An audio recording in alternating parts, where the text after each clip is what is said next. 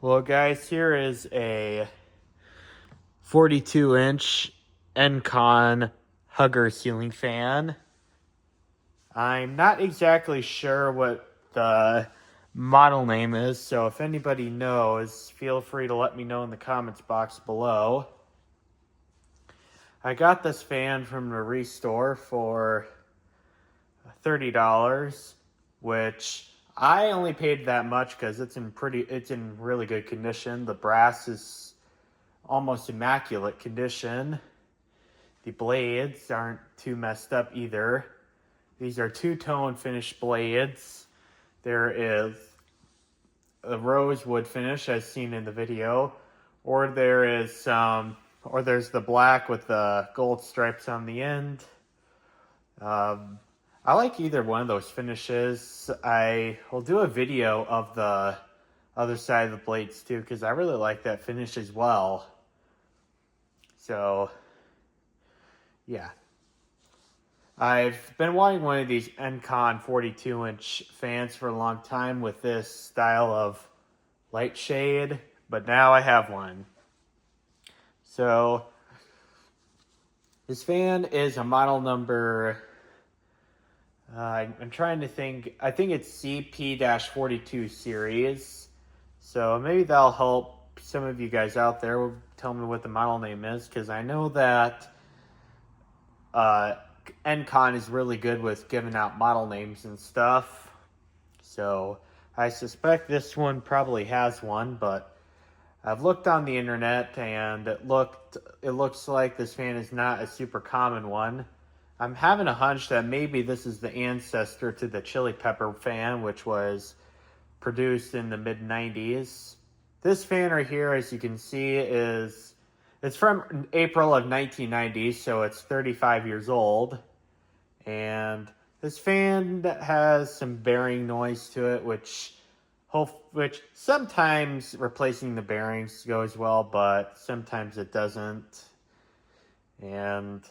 But that's really the only problem this fan has. I just have to get new bearings for the fan, and this fan will be good as new.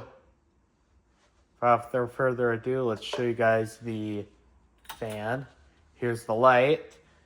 I'm using a 23 watt CFL light bulb, which is 100 watt incandescent equivalents.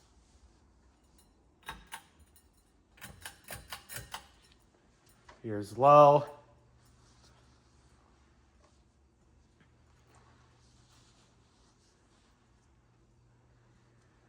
And this fan goes very, I don't know if it's up to speed or not, but it seems like it's going very slow, but I like having a nice slow low for occasions. And this thing right here is moving a nice, barely feel the air movement, which is the low I like. This has a really nice aesthetic low, which I like to have it sometimes when I have the light on, though I would like to have a much more pleasing bulb than what this has. In fact, let me try a different bulb with this. See if it's a little bit more pleasing. This is actually a 100 watt socket, so I can actually put a 100 watt light bulb in there. Though I think that is a little bit bright for me. Yeah, this is what the low would be like. This bulb looks a lot more pleasing with this light. I'll probably put a 60 watt bulb in there if I were to use it regularly, because 100 watt is just way too bright for me. And for low speed, we're getting 0.15 amps. This fan is allowed to draw 0.6 on high. Here's medium.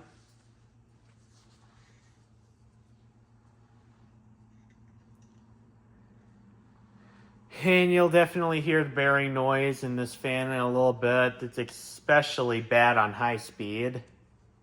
It's actually already fairly bad on medium. I'll shut up for a second so you guys can hear just how bad the bearings are on this thing.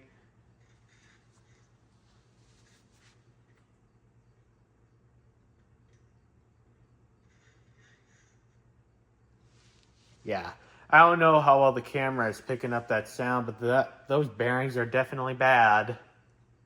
On low, we're getting about 0.22 amps. And this medium speed, I would expect it to be a low. So I don't know, maybe the capacitor is bad on this thing, or maybe this doesn't have good variance in the speed. I don't know. Here's high. And then on high, it just takes a big jump.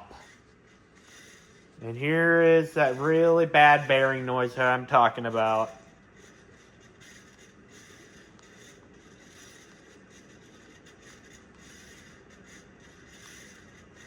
On high speed, we're getting 0.41 amps. So that's about 0.2 amps lower of what it's allowed to draw. This fan actually has a motor that is in fact bigger than a 153. I don't know if it's a 188, maybe more like a 173 or something like that, but it is bigger than a 153.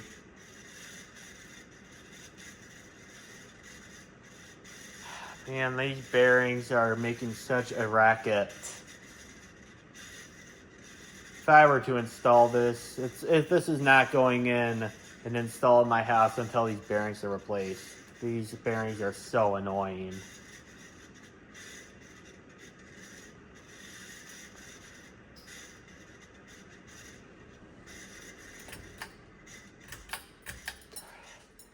Turn that racket off before it wakes some people up in the house. Alright, I'm getting a little bit exaggerating. It probably won't wake up anybody in the house. My workshop is far from the bedrooms in my house, but man, these bearings are such a racket. Normally, I don't like showing the spin down time, but this is really how bad these bearings are. That spin down time was not long at all.